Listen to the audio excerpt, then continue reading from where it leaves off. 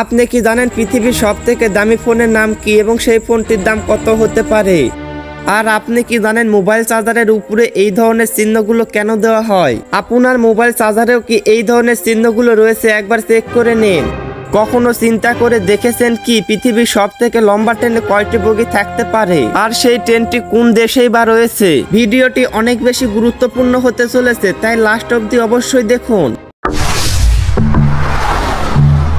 পিঁপড়েরা কেন সবসময় লাইন বয়ে চলে? কেন তারা আঁকাবাঁকা ভাবে চলেন না?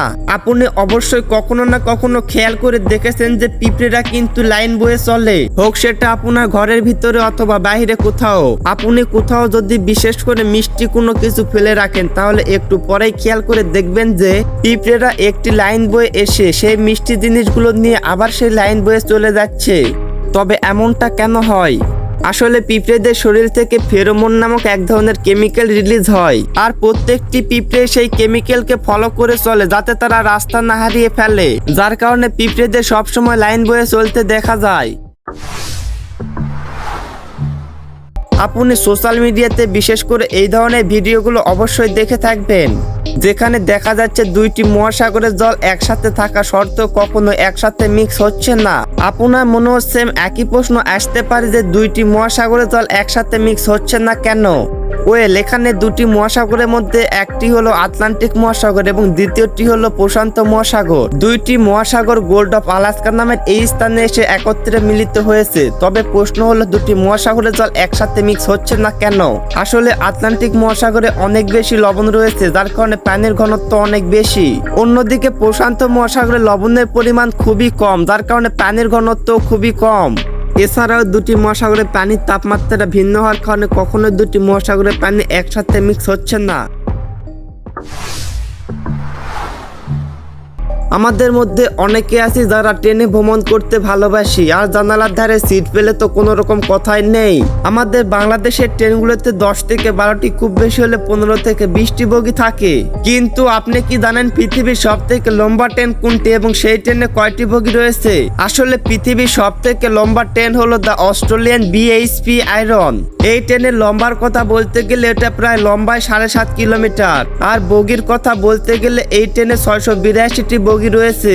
আসলে অবাক করার ব্যাপার, ট্রেনটির ইঞ্জিন থেকে শেষ বগি পর্যন্ত হেঁটে যেতে আপনার প্রায় 1.5 ঘন্টা সময় লাগবে।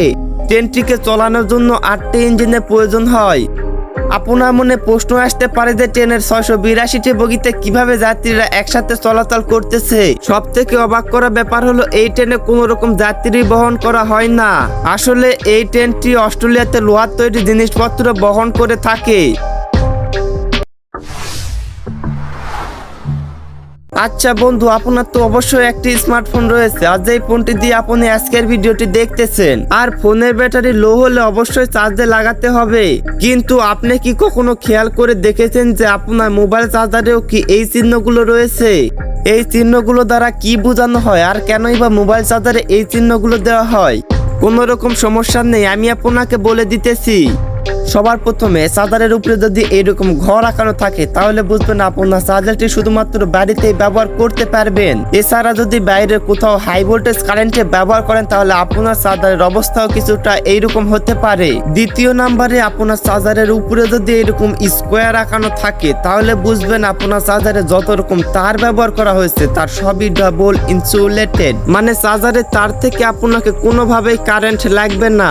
এবার সবার শেষে যদি চার্জারের উপরে এই ধরনের চিহ্ন দেখতে পান, তাহলে বুঝবেন আপনার চার্জারে যত রকম টেস্ট করা হয়েছে তার সবগুলোতে পাস করে গিয়েছে। যাই হোক, আপনার মোবাইল চার্জারে এখানকার মধ্যে কোন চিহ্নগুলো রয়েছে অবশ্যই কমেন্টে জানাতে ভুলবেন না।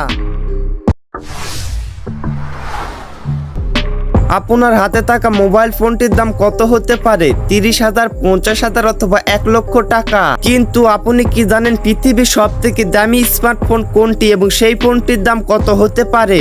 আসলে পৃথিবীর সব থেকে দামি স্মার্টফোন হলো falcon supernova iPhone 6 pink diamond. ফোনটির দাম হলো 48.5 মিলিয়ন $, যা ভারতীয় টাকায় কনভার্ট করলে প্রায় 361 কোটি টাকা। তবে কি এমন রয়েছে এই ফোনটিতে যার কারণে ফোনটির দাম এতটাই বেশি? আসলে ফোনটি তৈরিতে 24 ক্যারেট সোনার সাথে পিছনের দিকে একটি ডায়মন্ডও ব্যবহার করা হয়েছে। এছাড়াও হ্যাকারদের হাত থেকে বাঁচানোর জন্য হ্যাক প্রিভেনশন টেকনোলজিও ব্যবহার করা হয়েছে। যাই হোক, আপনার পছন্দের ফোন কোনটি অবশ্যই কমেন্ট করে জানাতে ভুলবেন না।